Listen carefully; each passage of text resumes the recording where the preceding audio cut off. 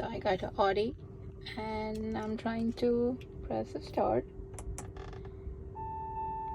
and this is the message I'm getting. Now where do I put the key and how do I turn on the car? So we look here at the cup holder and you see that it's a little square.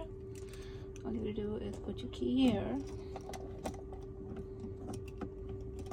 like this, so it points downwards, and press the start and the car is on.